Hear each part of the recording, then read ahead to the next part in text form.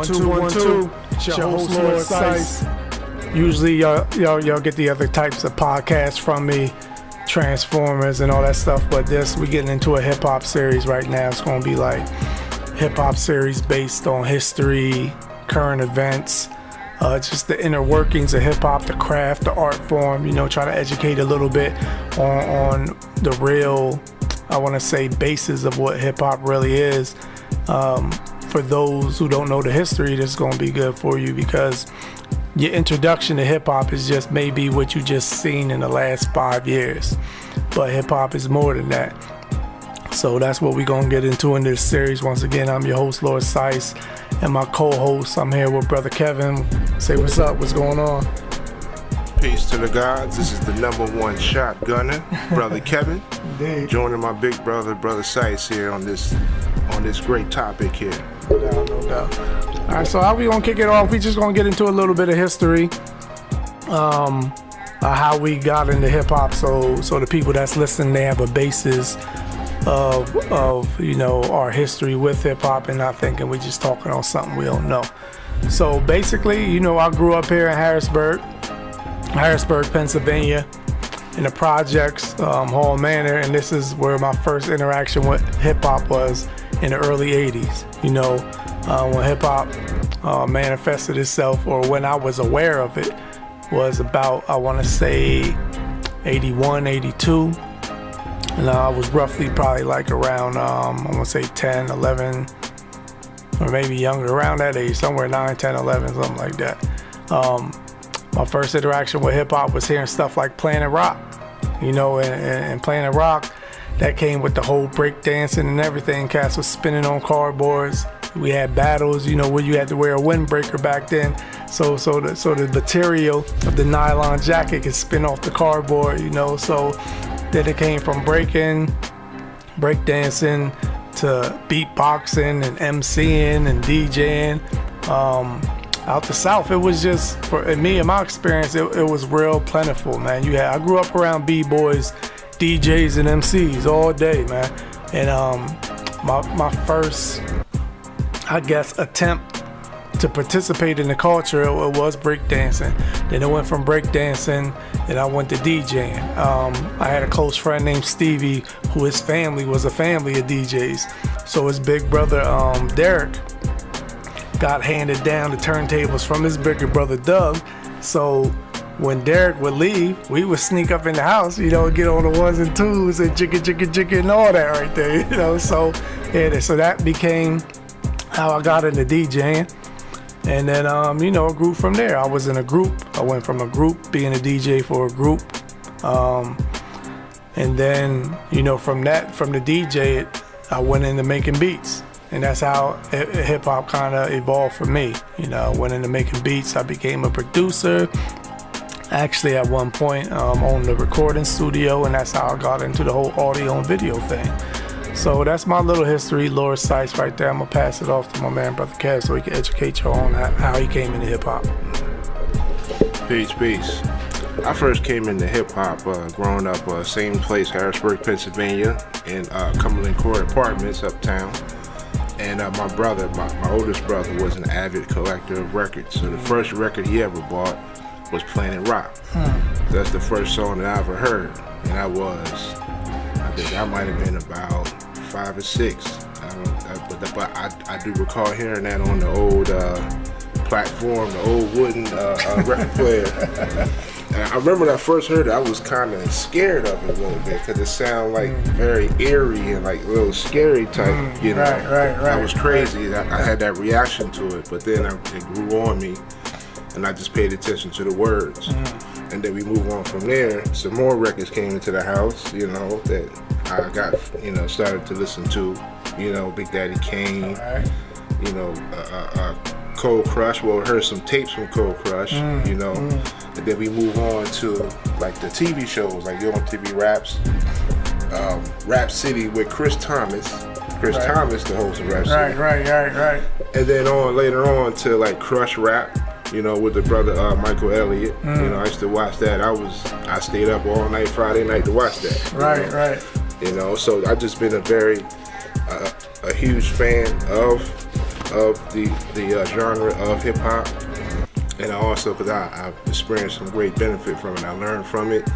You know, I learned how to interact with people. I learned a lot about history. I learned a lot about even words, like defining words. I remember at one point, K Solo was my favorite rapper because he spelled his rhymes, and I paid attention to that. So I would go to school and I would win spelling bees because I paid attention to how words were spelled. That's crazy. You know, so I had a deep history with hip hop always, and even to this day, definitely. You know, as well as other genres, but we talking about hip hop right now. Right, indeed. So that's my background. All right, no doubt. So what we want to kind of get into, our first kind of not topic, but first point of discussion is how hip hop has changed from back then, from when we first had contact with it until the present here in 2017. You know, positive and negative, you know, because I want to be mindful that, you know, everybody didn't come in on hip hop at the same level. You know, we came in the 80s. You know, there's some people that came into hip hop in the 90s, in the beginning of the 90s, and didn't get that whole, you know, 10-year history that was prior to them. You know, so whereas I look back and the OGs of hip hop was African Bambaataa, you know, Kumo D, Melly Mel, Run DMC, cats like that. But people who came in on the 90s, you know, and they look back at it now, their OGs is like probably like Wu-Tang and, you know, Buckshot Shorty, you know, so everybody didn't come in on the same level. So I just want to be mindful to keep it balanced because, you know, I know the artists that are out now, I don't necessarily like a lot of them, but you know, we'll get to that, you know, but I just want to keep with a level playing field. And if I disagree with or don't like an artist of today, I'm gonna explain why, you know. So this is what that we're gonna lead into, you know. So for me, how hip hop has changed from the time that I first came into it or began to have interaction with it till now, you know, it's very, very, very a lengthy subject, but I'm gonna try to make it short just for the sake of the conversation. Maybe we'll have various parts of this. I'm not gonna drag it all out, but if you just look at the beginnings of hip hop, it was done to relieve stress, in one aspect, stress of a painful life. You know, you had, you know, urban kids, black kids, Puerto Rican kids, Latin kids growing up in these inner city environments, and you know, programs are being cut, things of that nature. There's talk of, you know, a lot of the recreational centers were losing grants and not having the instruments that they could have to teach the people music and things of that nature. So, you know, something will, you know, that puts a desire in people. You need an outlet to express your creativity. So, you know, it was born out of that passion, out of that longing. So when hip hop first came into existence, it was more about the art form, more about the craft. You know, in terms of, you just look at the overall culture of it, it wasn't a culture that basically, it seems like now that all you want to do is just chase money. You want to chase women, you know, you want to be flashy, you want to be in the clubs. And I'm not saying there wasn't always elements to that in hip hop, but it wasn't as dominant as it was now. It's not balanced. You know, where's the balance? Okay, we already know that it's a movement of the youth. It began with the youth. So if it's beginning with the youth, then we're gonna bring our little immature mindsets into the culture, where we don't have the proper respect for women that we should, because we're still growing up learning the ways of the world. You know, and most of us in the inner city, if you pick out 5 families, maybe 3 out of 5 or 4 out of 5 is missing a mother or a father in that setting. So a lot of us, we were gaining information on how to interact with women through other younger people. So, you know, so there was always an element of that in hip hop, you know, in terms of the chasing of women. But it was more balanced back then. You know, if you had 2 or 3 cats that was rhyming about sexual escapades. You had 3, 4, 5 that was talking about knowledge and having fun and just the craft of the art form, like how you'll go to a poetry event and see the various poets, you know, they nice where they flip the words around and give you metaphors and things of that nature. That's how hip hop was. It wasn't just always talking about going to the club and I'm trying to take down this girl and do this and do that and the diamonds and the jewels and all like that. You know, there was a balance of it. So I think in terms of negative, in my opinion, how hip hop has changed in a negative sense is become oversaturated with the lower, I want to say the lower qualities of man, you know, the lower realms of thinking, where you're just dealing with raw, basic needs expressed in an uncivilized way, you know. So that's how I think that, you know, on the negative side. But on the positive side, it's better now than it's ever been before in terms of being an entrepreneur. The business opportunities that hip hop presents now, opposed to how it was in the early 80s, and when hip hop began in the early 70s. The opportunities are ridiculous. So much so to the point where one of the elements of hip hop, which is DJing, you can now, there's DJs getting paid thousands of dollars for an hour set. You know, it's crazy. I remember seeing a lecture by Professor Griff, which is a part of he's a part of the legendary group Public Enemy. And he had a list of the top paid DJs in the world. And these DJs were making ridiculous numbers. And that all came from hip hop. You know, wasn't nobody DJing the way we were DJing in hip hop. You know, of course there were disc jockeys and radio station disc jockeys, but they weren't rocking like how we were rocking with the crossfaders and the break beats and doing what we were doing and having MC come through to do a set. So in that sense, it's grown and we can actually take what we poured our blood, sweat, and tears into in the early years and now make it a business and benefit from it. So in that sense, it's positive because I just didn't want to point out the negative aspects without pointing out the positive. So that's my little take on how hip hop has changed from then to now. You got anything to say on that, Brother Kev? Yeah, you made some very, very good points there, you know, in regards to the impact, negative and positive, you know.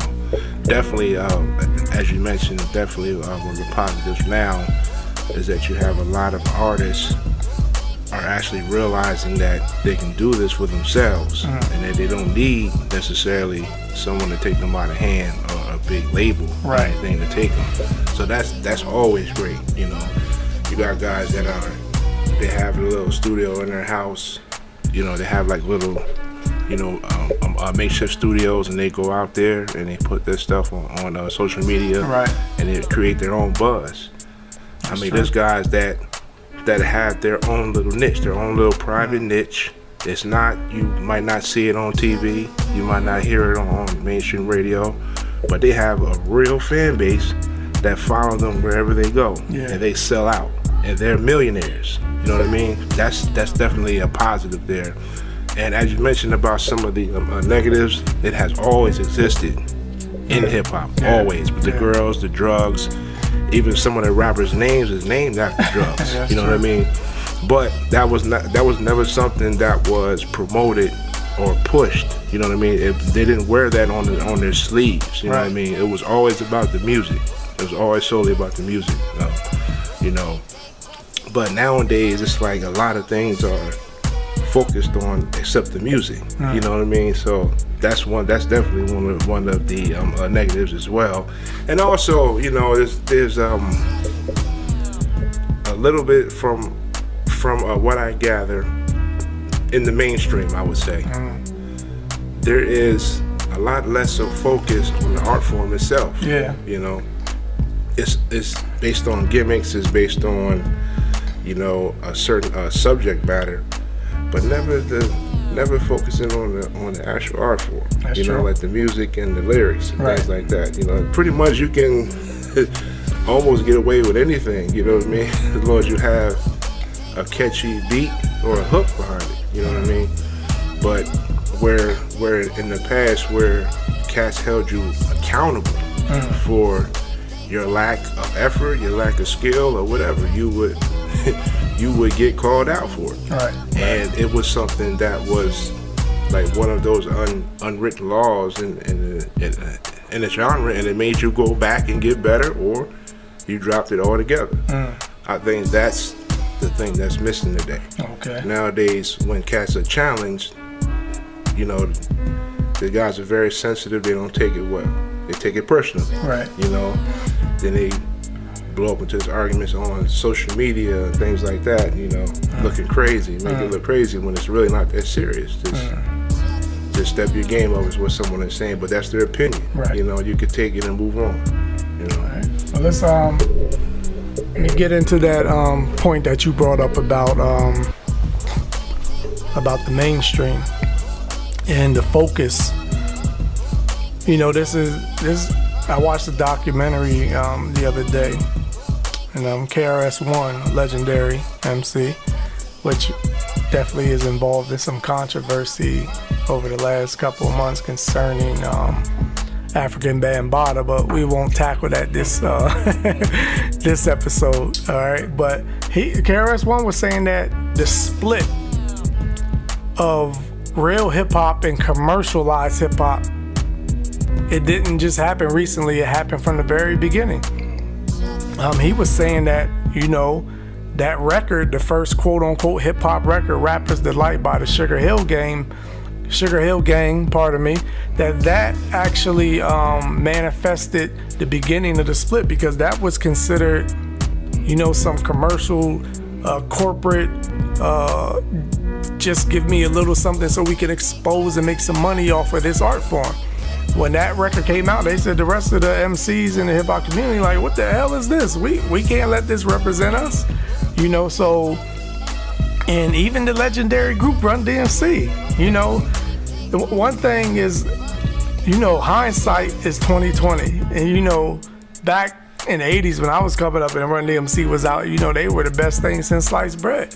But now, looking back at it and listening to those who had boots on the ground, who were there in New York as everything was going on, and if you look back at it with a critical eye, Run DMC was actually a part of that, because the real hip-hop creation in his wasn't fusing no rock guitars and things of that nature. They may have been using breaks from here and there, but when you look at Run DMC's first, I want to say, man, you can almost say all their albums, but if you particularly look at their first 4 albums, you had the first album, Run DMC, and then you had the next one, which was The King of Rock, and then you had the third one, which was Raising Hell, and then even after that, I'll stop at Raising Hell, but you can go after that, and I think Tougher Than Leather was after that.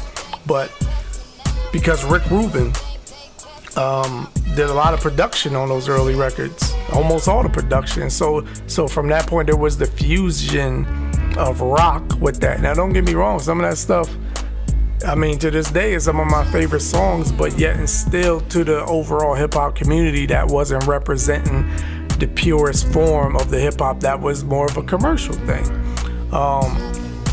So when these corporations and other musical labels found that this hip-hop thing is not a fad, it may be here to stay, when they came down to the hood to get the people to sign them to make money off of hip-hop, that's when it began to become commercial, where the commercial string, the mainstream version of hip-hop to be more appealing to the masses, you know. Even if you look at the movies that represented hip-hop, the movie Breaking, versus the movie Beat Street. Beat Street had a more grittier, more closer to the boots on the ground, to what the culture was, opposed to what breaking was, you know. So I mean, there's always been this yin and yang that existed from hip hop from the very beginning, which exists with everything in creation. down to the very atoms that build or construct the matter of the physical universe. You got positive and negative. So it's always been there. So, and that's what we're seeing when the people look at hip hop today. They're looking at the evolved form of this dumbed down, trying to take the pure element of hip hop and dilute it so everyone can accept it. And when you say dumbing down, or when I say dumbing down, I'm referring to the content of the lyrics, on down to the representation or even the style of production of the beats. Which I won't jump the gun, but that's topics we're gonna cover. We're gonna cover how the sound of hip hop has changed, and even the MCing, the actual lyrics, the raps, how that has changed. So it's like those who went that path to sign to these labels. Okay, anyone would have done it because everybody was starving and poor in the ghetto where hip hop was created. And if some corporate entity comes and confronts you and says, "We'll give you $20,000 for every rap that you wrote," what you gonna say? You gonna be like, "Let's do this." And you were struggling eating hot dogs for 3 weeks. The first 2 weeks you may have had bread and ketchup, and then the next week after that, no more bread, no more ketchup. You just got the hot dog, and then somebody flashed a check in your face. What you gonna do? So I don't blame them for that, because anyone would have did that. But the struggle to keep the music pure versus the dumbed down mainstream version of it, to make it so they can make it appeal to everybody. And that's where my objection is. It's going to happen. That's what corporate America does. They find something and they have their thoughts on how they can present it to the rest of the people. But if you would just leave it be to how it was in its pure form, the people would accept it anyway. It's just like you picking a flower. You see a flower and you pick it, and you have a red rose, and you say, "Okay, I wanna add some purple to this." Let it rock out. It's natural. Let people experience the natural aspect of this created thing. So I have a beef with a lot of these record labels, but at the same time, I can't just fully blame them. The blame is on us as well, in terms of those of us who say we're hip hop purists, because where's the pushback? Where's the hell with what they doing? Let's keep it pure and let's put as much energy into producing hip hop content as they are producing this quote unquote dumbed down version of it. Yeah, that's a great point there. Great point that you made. I actually grew up on B Street. Used to watch that summer breaks like almost every day, but then later on I was able to experience Wild Style, which I had to say that is the absolute ultimate representation of raw hip-hop. Yeah. Oh my goodness, man. But I mean, I still watch that to this day, of course. I mean, that's timeless there. Yeah. But as you mentioned. Hold on. Yeah. You got that? Oh yeah. Is it the store bought, or is it a copy? Because if it's a copy, it's mine. I'll let somebody hold mine. I don't know who got it. Oh no. Nah, that's all mine, bro. Killer tape that. Yes, sir. Yeah. But also what you were mentioning about, where you touched on a little bit about who is to blame in this thing, in this thing, where definitely the labels have their part, but we have our part as well. Yeah. Definitely. And also, I would say that we all dropped the ball in a sense for not, making it a point to educate and school the young ones coming up. Those of us who have ran into being a victim of these labels, things like that. But we have to understand that business is warfare, and that's what the business is. I'm trying to get the most leverage over you, and it is your job to make sure that I don't. Right. Basically is what it is. So, and then you're what they call a sweet Vic if you have no knowledge whatsoever of any business, and I dangle this hook here in front of you, and you focusing on the hook, Right. and you say, to hell with the fine print, that's perfect. Yeah. That's actually what I'm looking for. So we have to educate ourselves and to avoid that, Right. All right, well, let's slide into let's tackle the aspect of the actual sound of hip hop. How the sound of hip hop has changed. Now, this is definitely a point that is close to me because I'm a producer.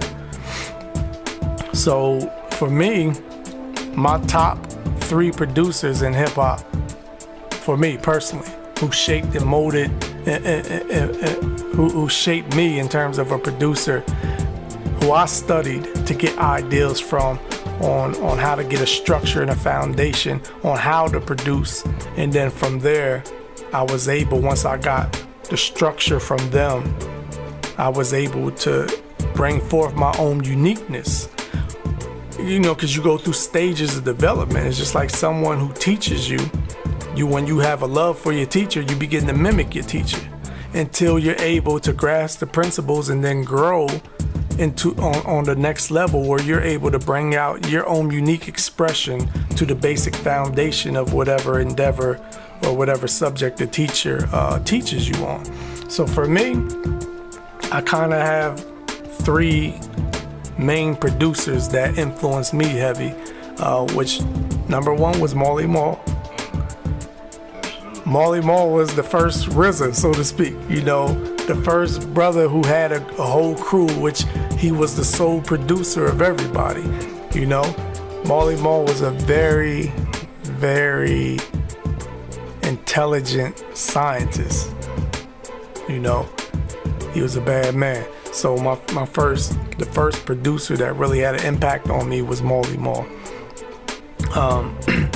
In that era of hip hop, was a lot of James Brown sampling, and everybody was sampling James Brown, but Marley he just wasn't content with just sampling it. Marley would chop it, flip it, to make a sample sound like it's something totally different and totally new, where everybody else just had the basic producer skill to find a loop and loop it. Marley went more into it. Marley actually was rocking in the time of hip hop before sampling became great like that, where it was just you and the drum machine. And for me, that was the foundation of my production. Before I had anything, I had a drum machine. And the actual drums are so key in the production of the sound, because the drum is the basis. The way I look at it, and the way I would tell my MCs, when they would watch me make a beat and be like, damn, this joint's banging, I was like, well, you have to start with the drums. Anyone that asks me they want to make beats, I was like, you got to master drums, the sound, different kicks, different snares, different hi-hats, because it's like it's the foundation. It's like your body. The drums are the bones.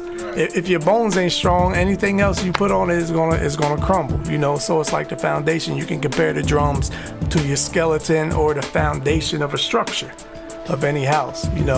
So you gotta master those drums, and that's, to me, I seen the progression of when I first became conscious of hip hop.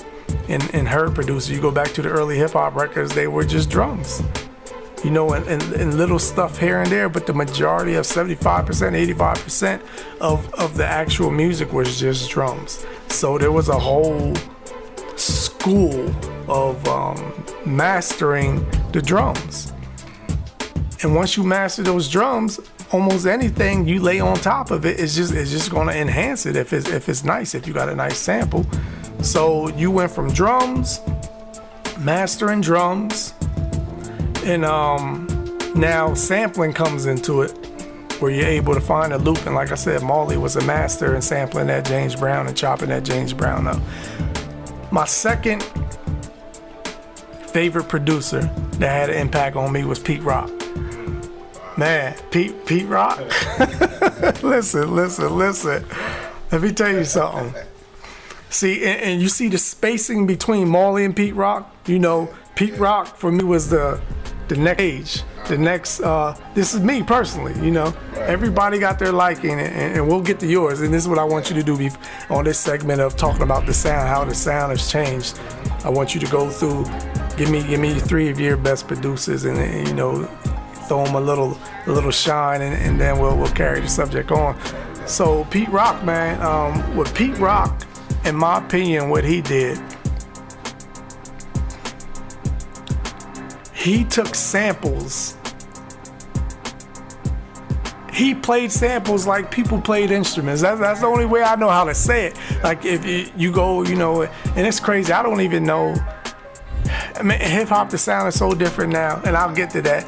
But trumpets, you know, to go back and see some of the jazz greats play a trumpet or a saxophone, like to see somebody blow. You know, that's how Pete Rock made that SP sampler sing like that, you know, like, but anyway, so he took it to the next level, in my opinion, in terms of the structures of the beat. I mean, Pete Rock was so soulful with it at the same time. If you go back and listen to the first album, I know they had an EP before they put the album out, but the album, what was it, Mecca and the Soul Brothers? Man, yeah, he went to the point where the structure of hip hop was like, okay, maybe a song may start on a hook, then go to your verse, then go to your hook, then go to another verse, and then your hook and the song is over, all right? But Pete Rock was so entrenched, in my opinion, with the jazz, with chopping up the jazz and finding these jazz loops. Like, you know, those old songs, they would have bridges and things like that. He was one of the first hip hop cats in the sampling era that just didn't go verse, hook, verse, hook. He went verse, hook, verse, bridge, hook, verse. You know, he broke it up like an old song, and the way he was able to find multiple samples. And that's another thing I wanted to say about Pete Rock. Whereas most producers would find 1 sample or 2 samples to make a song, Pete Rock would go, you would have about 5 or 6 different samples in different sections. And shout out to my man Agony. If you hear this, I'm gonna definitely post this in the Facebook. I remember one time I was at Ag's house after we finished the production on my group's album in this stage of hip hop, because this was around the first time where cats was growing up. We had money, and it was more than just saying rhymes over instrumentals. We had the money to buy equipment and to go in the studio. And one time I was at Ag's house, and he was playing some stuff, some fire, and he was like, man, that He-Man beat that you did, how did you even think of that? You know, and that comes from my studying of Pete Rock, because it was about 3 or 4 different samples in the beat that I would make. I would never just rely on 1 sample, you know, so I had, you know, studied Pete Rock's format and gained some insight from that by, you know, getting as much as you can and blending it together, you know. And the one compliment that Ag had through me was just how, you know, how did you blend that like that, you know. But that was the training, you know. It's similar to, like, there was a lot of fatherless hip hop fans, you know, and we would get our fatherly advice from the MCs. You know, you listen to a KRS-One, you listen to a LL, or, you know, whether positive or negative, these were the males that were most influential in our life, guided us. So it was like the same way I took to studying under Pete Rock, though I never saw Pete Rock or saw Marley Marl, but I still studied under them. And my last and final producer, like I said, I only rock with 3 when I say my favorite producers. So I established Marley Marl, I established Pete Rock, and, you know, of course, it's the RZA. Got to be the RZA, man. Like, the RZA, man. What can I say about this brother? His intelligence is seen in his production. If you can see it, if you know how to see it. You know, I heard a brother give an example that you can have a room, and an electrician walks into the room, and he'll see the room one way. This needs to be done, that needs to be done. These lights aren't close to each other enough to light up the whole square footage of the room. A plumber will walk in and see something else that needs to be done. And a painter will walk in and see it something else. Everyone sees it according to their own knowledge or view or perspective. So for me, the RZA's perspective on beat making was just ridiculous. I mean, I only have to mention about him going into the whole kung fu aspect of things. That's the surface of his beat making. But the RZA took chances on production that a lot of people wasn't doing. See, in the sampling game, cats are cowards. Like I was just saying just like this. Right. People are cowards. If you can be looking for a loop. And if you hear a little bit of singing on the loop, it's like, I can't use that because she's singing on it. The RZA's like, the hell with it. I'm taking that. And a lot of the stuff that you hear on the RZA's beats were these little funny harmonies here and there, and people may think that's something he added in. A lot of that was stuff that was trapped in that 4 or 8 bars of the loop. Whereas some people was like, nah, I'm not going to use that because that catches the singer coming in on the last measure of the last couple of hits of the bar. The RZA did it anyway. I'm not saying he was the only one to do it, but I'm saying he got really proficient at it. Very proficient at it. It was ridiculous. Along with a whole slew of other things. So just to kind of recap real quick, those 3 producers for me influenced me heavily, shaped the sound of the culture of hip hop and from their perspective. And one thing that these 3 have in common in the whole era at that point was sampling. The reason why hip hop doesn't sound the same now is because sampling is no longer done the way it was done in the 80s, in the beginning of the 80s and in the 90s. Because artists begin to be sued for the samples they were using. You're being sued, or it takes X amount of dollars to clear the samples, and you may not have had all that money in your budget. And I'm not saying these old school artists, jazz musicians, funk, Parliament and all this, and James Brown shouldn't have been compensated, but it's like they kind of waged a war against hip hop. And I don't think it was just them, it was just the artists involved in that. Because how could it go on for years without those artists really saying something like that? It was those execs, those people at the record labels, I believe, had a hand in that and wanting to destroy hip hop in a sense, and also just being a type of businessman who tries to get all the money they can.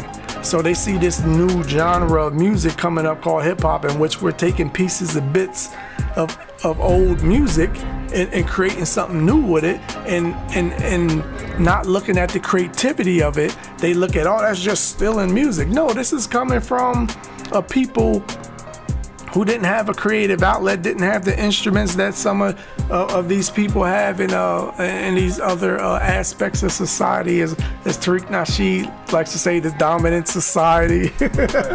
But so, you know, we used old records and took pieces and bits from old records to create something new. You know, it's like recycling.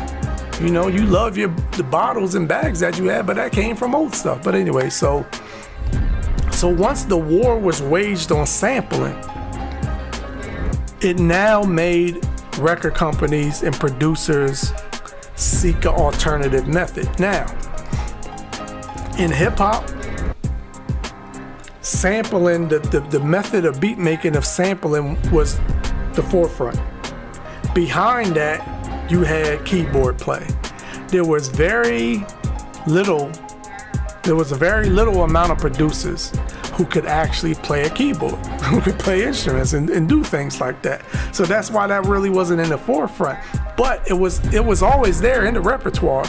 I could say from experience myself, when I was producing beats for my crew, we had a keyboard, you know. We would use it mainly for bass line. If we hook up some drums, get a sample, and most of your samples you find you may not have, it may be horns or something, you don't have no bass line. So we would go to the keyboard to freak a bass line. Those of us who couldn't afford these big keyboards at a particular time, I'm talking about when we was, in middle school and, just reaching high school before we really had money and some type of money like that, we would have these cheap $20, $30 Casio keyboards where we would use the tuba for the bass. You know what I'm saying? We used to freak that. Shout out to my man Gus. You know what it is, son. So yeah, but my sampling skills far surpassed my keyboard play.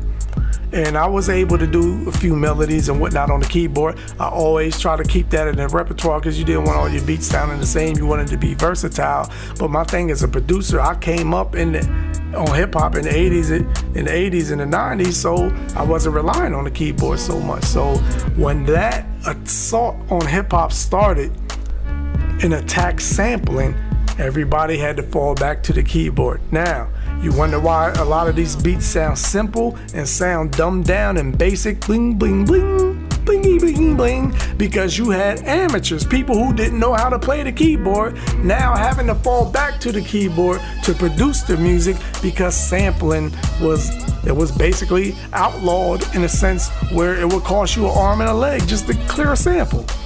And there was those of us among our community that maybe had some parents that gave them music lessons or they learned music in school. Some in our community could play the keyboard or had a knack for it. I know brothers that never took a class and are masterful on the keyboard. So it was there, but this on a whole contributed to the changing of the sound of hip hop, where this is why it doesn't sound like it used to sound. I would say in the golden age, the height of the golden age in the boom bap era, groups like Wu-Tang, Boot Camp Click, Nas, just to name a few. These groups represented the evolution of groups like Public Enemy, of Boogie Down Productions, KRS-One, Big Daddy Kane, Rakim. These were the evolved form of that type of music. Even though it was saturated with a lot more street talk due to the advent of NWA, because when NWA came out and the West Coast blew up and they began to interject the gang culture and just the more street sense into the hip hop, which street stuff was always in the hip hop. But when the West Coast began to rule, when New York got back on point, they felt, well, we gotta be hard too. We gotta be as hard as them. So now whereas you had cats MCing and just dealing with the craft, now it was a little bit more street talk. I'll bust your head too and all this and all that. But I'm saying all that to say, going back to the sound changed once the war on sampling came into existence, and having to to clear some of these samples, you would have to pay so much money. It was like, the hell with it, we're better off just making our own music on the keyboard. And that led to the de-evolution of the sound, because like I said, you had a lot of people who weren't skilled jumping on keyboards making beats, stuff sounding crazy. All right, so I'm gonna let you rock. I had to get that off my chest, so now right now I'm gonna ask Brother Kev, name your 3 top producers, and then go from there on in terms of the sound of hip hop changing. Excellent take, bro. Excellent take. Any one of those 3 could easily be in my top 3. This is one of the most difficult subjects for me, similar to like your top MC. You know what I mean? Right. But everyone you mentioned absolutely can be in my top 3, absolutely. But I would like to add in a few different ones since you mentioned, ones already. So I mean, you can't talk about production without mentioning Marley Marl. Absolutely not. It's impossible. Now, I would say a production team that had an impact on me in my early ages is the Bomb Squad for Public Enemy. Just because of their choices on the sampling, I mean, they went from they sampled some rock, they sampled some jazz. I mean, obscure jazz. Yeah, you know what I mean? yeah. I mean, like songs from like the B side of records. Yeah. You know what I mean? So, and they came really hard. It was like, I mean, they put boxing gloves on the drums, man. It just made them punch you right in your face. Yeah. You know what I mean? That had a major impact on me as well. I mean, those guys are incredible, man. You know, definitely fascinated with them. I also got to mention DJ Premier. DJ Premier. DJ Premier is the one who actually made me pay close attention to samples because he's a master at hiding his samples. Yeah. He's a master at that. Indeed. He will chop the hell out of a sample and you will not know where it's from.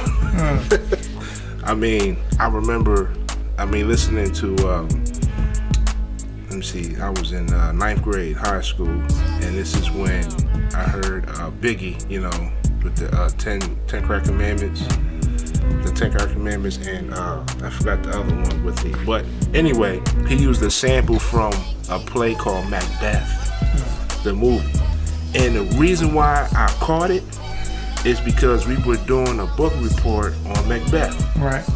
And I rented the movie from West Coast Video so that I can, you know, learn whatever, you know, try to get an edge on it, you know.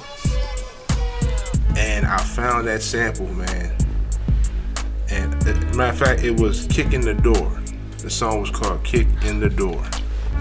And I flipped off of it because I'm like, wait a minute. So then I go back to the movie and I play the movie. I'm like, oh man, okay, all right. So then he actually made it fun for me to try to find out where these samples were actually coming from, you know. Along with Marley Marl too, because I had, you know, my father used to collect records. Also, when he was younger, so we had like a shed full of records. I would just go down in the basement and just play them, man, and I would hear these familiar beats, you know. So that's how I got in tune with that. I'm like, oh wait a minute, okay, I heard this before, and I would, you know, we would have like a contest with my brothers, like, yeah, that's from such and such, that's from such and such, you know, stuff that they didn't know, you know what I mean? But you know, DJ Premier, I mean Pete Rock. Oh my God, Pete Rock and RZA, wow. But I gotta mention Diamond D. No, you get on me. Diamond D. Yeah, crazy. Oh, man. Crazy. Diamond D, he did work for, I mean, like a variety of different types of artists, from the East Coast to the West Coast. Yeah, you know? One of the first one to do both coasts. Right. His samples, man, and he's also one of the first like producers / you know, MCs who did it well. Did it well. You know, that Stunts Blunts and Hip Hop. Stunts Blunts and Hip Hop was the first CD I ever bought.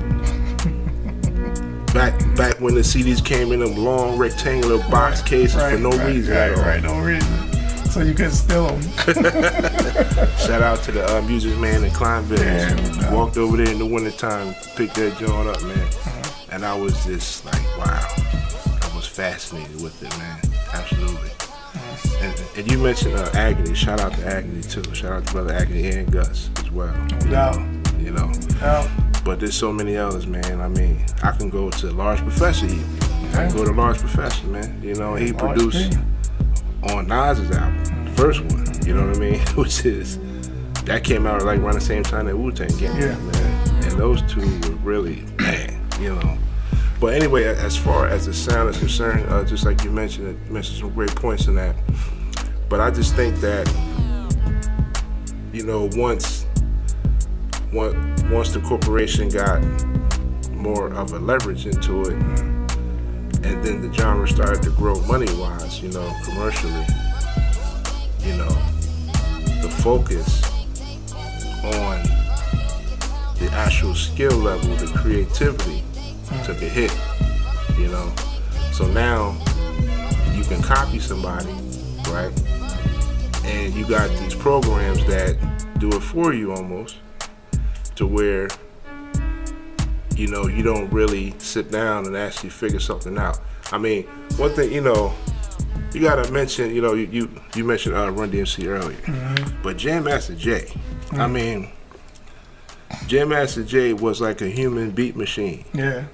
When those guys performed, it was Jam Master Jay that was looping those beats. Yeah. He didn't use no machine. He's actually looping them himself. And he's on time and on point. Right. You know what I mean? You got to have love for something, you know, to do something like that and to be like spot on perfect like that, you know? Yeah. I mean, he got to be mentioned for that. You know what I'm saying? You know, but that's hip hop. You know what I mean? That's hip hop. When you take that type of effort and you master your timing and you actually doing live samples, I mean, that's scary, you know? Because you in front of a crowd of people, man, and you got to get that thing right. I mean, in the studio even, it's costing you money. It's costing people money. That's true. You know what I'm saying? This dude is doing these samples live, you know? Incredible, man. So the Bomb Squad, DJ Premier, and Diamond D. Easily, I mean, we could talk about this. Yeah, right, all man. day. We could talk about Dr. Dre. We could talk about, I mean, come on. Talk about Madlib. Madlib is one dude from the West Coast too, who I'm fascinated with as well, just from his choices of samples. You know what I mean? I mean, he's incredible too, and Jay Dilla, of course. You know, I mean, we really can go on and on. But mine, the Bomb Squad, DJ Premier, and Diamond D. Indeed. All right, I think we can get into this last segment, and we'll wrap up this first episode. I want to get into how the art of MCing, what people commonly know as rapping, how that has changed. Man, and this is a critical one because the beats, as we talked about, the sound of hip hop, how that has changed from then to now. We want to now place focus on the actual lyrics, the words. What the heck are people talking about? You know, when hip hop started, you know, it began to blossom for me from my personal viewpoint on the culture. You had your street rap, you know, you had your positive, revolutionary, educational type rap that would educate, you know, the young black youth, the young Latino youth in the inner cities. You had your party genre, you know, wasn't talking about no, you know, educational points or nothing street, just talking about partying and having a good time, which is nothing wrong with that. You know, you had these different aspects or different lanes that groups would, you know, make particular songs. So street, you had your street stuff, you had your conscious stuff, so to speak.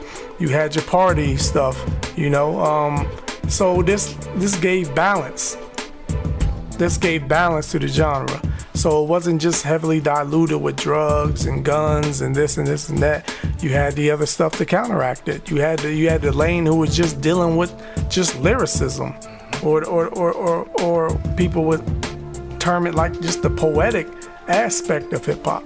So you had different lanes. So that's when it began to fully evolve. You had all of these different flavors to pick from. And if you look at the mindset of the people, because the music comes from the people, something happened. What happened to change all of those various flavors of hip hop to now where mainly you just have this really one genre, one aspect of hip hop in a sense. I know you got Kendrick Lamar and you got J. Cole, but they're like drops in the bucket compared to the rest of the quote unquote people who are doing this music, who are doing quote unquote hip hop music or rap music. Because Once you get to a certain point, it's not even considered hip hop no more. I know. Yeah, I'm gonna get a lot of dislikes on that, but you know, you just rapping. Because hip hop is listen to this. Hip hop is inclusive of certain elements. There would be the DJ preceded the MC. And now in what you call hip hop, you don't even have a DJ. Hold up. How can you do that? That's like you saying you have a human being, but you don't have a brain. Like, you don't have no human being without the brain. You got, all right, yeah, you don't have no DJ. So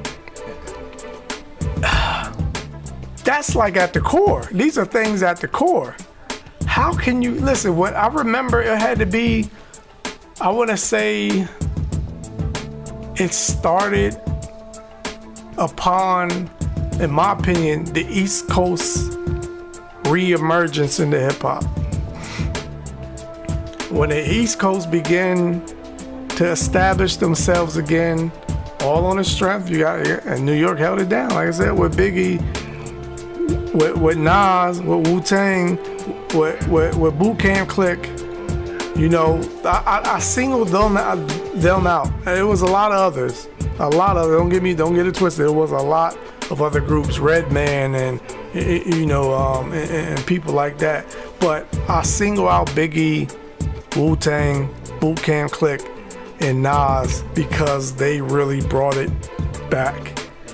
And when I say brought it back, no disrespect to any other place, but they put the balance back.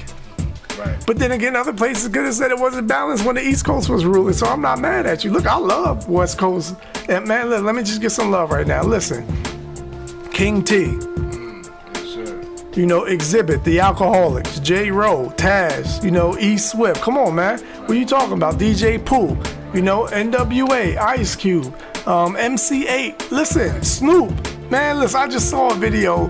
You know, we get on YouTube and we go back and want to look at the old stuff. Snoop was one of the flyest things walking, bro. I'm trying to tell you, when Snoop first came out, man, like, look, man, right. that boy was fly. So I'm not disrespecting. We get some love to the ATL, to Down South. Listen, Outkast, man, Ludacris, like, man. I mean, listen, you had people going in. So I don't want to discredit when I say, you know, New York brought it back. I'm not discrediting any other place. The Midwest. I mean, Scarface, Ghetto Boys. You know, Big Mike. I mean, you know, so we can go for days on that. But I'm just saying, you can't have hip hop without the creators of it. Like, it just don't seem right. You know. So I would prefer it to be balanced. You know, opposed to just one style of it. So getting back to the actual lyricism and how that's changed. When like I said, when you took out the DJ around the time where the East Coast re-emerged, there was still cutting and scratching. But as it began to go on, you notice little by little the DJ was fading out. And if New York's not going to uphold the DJ, what makes you think the other places is going to uphold the DJs? Like, now you got people coming into hip hop now where they're hearing hip hop records or music. I'm dating myself because I'm saying records, right?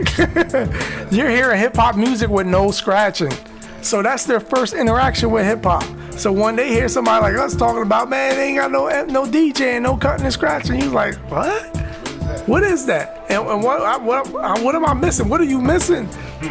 Oh man, this is off the script right here. But now we got to go into the DJ, fam. Listen, I don't know what it is that's in the water in Philly, but Philly is known for producing some of the best DJs that hip hop has ever seen. Jazzy Jeff, Cash Money, DJ Detonator Too Tough for Tough Crew. Oh my God, come on, man. Listen, DJ Tap Money. These are some of the best transforming DJs ever. And that's crazy because, like I said, this thing started in New York, but I don't know what happened in Philly, man. Like, yeah, listen, this, I know it could be debatable, but anybody, leave it in the comments. Tell me 5 DJs that are better than that you can find anywhere that's better than Jazzy Jeff, Cash Money, Tap Money, Detonator Too Tough. I mean, DJs in Philly are ridiculous, man, ridiculous. But I mean, because they took it. There used to be a point where there was just songs dedicated to the DJ. Or DJ songs, where the DJ would go for broke and cut it up. Some of the best songs ever in hip hop. The Magnificent Jazzy Jeff. Oh my God. Oh my goodness, listen. This is in the 80s, early 80s, in the projects. And this song comes on the one radio station we had to put a hanger on our boombox to get. I think it was a station out of Baltimore. And they played the Magnificent Jazzy Jeff. And you know, those of y'all know him by Will Smith today, but he was the Fresh Prince. And he was fly as hell. Nice. It's a song where he would narrate and set up Jazzy Jeff to showcase his skills. And this was the first time I heard Transforming. A DJ Transform. I'm not saying Jeff created it. I don't know. But that was the first time I heard Transforming, and couldn't nobody do it better than him at that time. He was able to take the record and make the record chirp like a bird. Go, man. Maybe I need to put a link to the song. Oh my God, it's ridiculous. That song, the Magnificent Jazzy Jeff, that like solidified me for wanting to be a DJ right there. Ridiculous. And Transforming wasn't something that a lot of DJs could do. Some DJs were cheap. All right, I'm about to give up some secrets now. Where you were supposed to use the crossfader, some would use the auxiliary or the in and out, and be able to cut it quicker and go back quicker to transform. Man, come on, man. Jeff was crazy. But anyway, all right. So anyway, we're supposed to be talking about MC and how the lyrics have changed. So let me get back on this, get back on point. So, man, something happened where MCs used to be had good subject matter, would deal with the craft of hip hop. Look at, I want to give examples. When you talk about a rapper dealing with the craft of words, you look at LL Cool J when he first came out, man.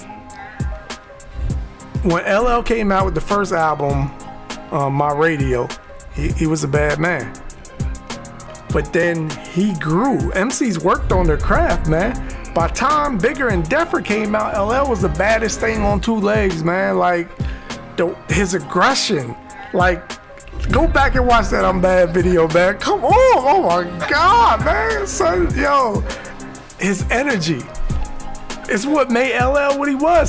He had nice lyrics, he had ill lyrics, but his aggression, he was like, I'll rip your head off, man. And it didn't matter. Look, Run DMC was ruling at that time, but go back and watch Crush Groove and watch how LL got on, man. You know, his audition, Jam Master Jay was about to shoot it because there was like no more auditions. But anyway, so you had MCs like LL who was about the craft. MCs like Rakim, who had deep rhyme structure and complex. He had a brain, you know. He used his brain, man. He used his talent. The stuff Rakim talked about back in the early '80s, before his album came out. From me being there on the ground floor of it, the first single was Eric B. is President. On the flip side was Check Out My Melody. And then a couple years later, the next single was I Got Soul. You know, this is before the Paid in Full album came out. But the stuff he was saying on his first 12-inch, that song Check Out My Melody, or Eric B for President. Yeah, definitely. People still ain't not catching up, but yeah, catching up. I'll say that. To the stuff he was saying back then, just ridiculous. And it was in a basic format, but still the intelligence was there. Ridiculous. You know, party MCs. You ain't had nobody that do it better than Biz Markie, man. Like, oh my God. Listen, man, I remember, man, like I said, early 80s, I'm, you know what, 8, 9, 10. My bigger brother, you know, of course, he 2 years older than me, so he was able to participate more at the jams than I was. At Hall Manor, all of the parties were held at the office in the center of the projects where the big field is at. So, you know, he was close friends with the brother I mentioned earlier, Derek, who was DJing. And my brother, everybody had different records. You know, everybody had a record. So when the jams was getting ready to start, you know, the crew would go around and knock on your door. We about to have the jam. We need you to bring that Beastie Boys record. And the dude across there, he may have had a different joint. He had Ice-T 6 in the morning. We need you to bring that. So everybody, it was a community thing, man. And at a certain point, I wasn't old enough to go. You know what I mean? I would run to the office with him and watch him go in and then have to leave because my mom was like, I'm too young. But a year or two later, I was able to get up in there, man. And you see people doing the WAP and all, yeah. So, man, it was crazy. I don't even know how I got to that. I'm supposed to be talking about the MC. All right, I'm going to stop and just let you go, man, because I can't keep on track, man. I can't do it, man. All right. Nah, that was a good segue, brother. I was, you know, going back in my mind, you know, myself here. But to touch on the subject matter, MCing has changed. MCing has drastically changed, man. You know, I think I would say it's because I guess you don't have to focus on it anymore nowadays. You know, pretty much. You know, you can just come out and just, you know, spit up on a mic, you know. Anything, long as it's something that's sellable, it can be turned into some type of merchandise and put out, you know. But also one thing too is that the fan base does not have a thorough knowledge of the history or the art form as well.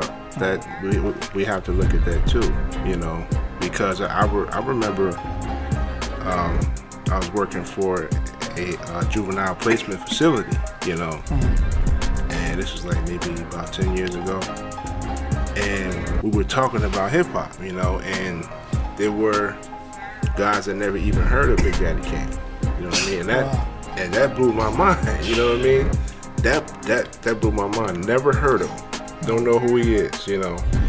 And I was like, wow. So I had to take a look at that. I'm like, man, these guys don't even know anything about, you know. Right. You know, so as you mentioned earlier, you know, you got people that's coming in at a certain stage of the art form, and that's what they know. From that point on, that's all they know, you know.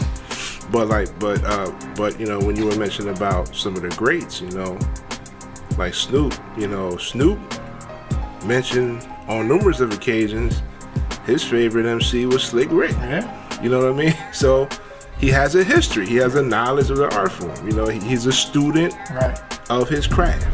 You know, so we don't have enough students of the craft nowadays. You know what I mean? It's just something that, you know, cats can do, make some extra money or whatever. You know, whatever, and that's good too. That's great. I like to see brothers and sisters come up and change their quality of life and everything like that. That's great, but have some respect for the art form. Yeah. You know what I mean? Have some respect for the art form. Respect the architect. Yeah, respect the architect for sure. You know what I mean? That's crazy, man. Any closing thoughts? I'd say you should definitely, you should definitely put up a couple of links, brother. You know, Brother Sice.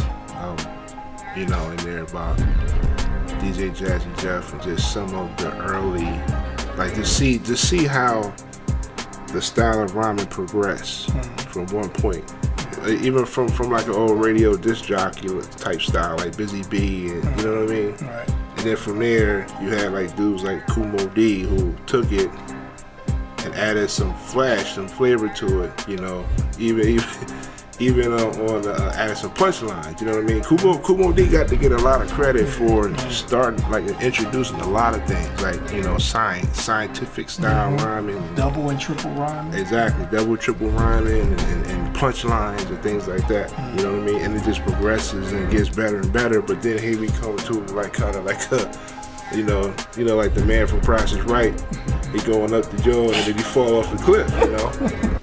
Something happened where he took a wrong step, you know what I mean? It fell off the cliff, you know what I mean? But, that's about it, man, you know? Indeed.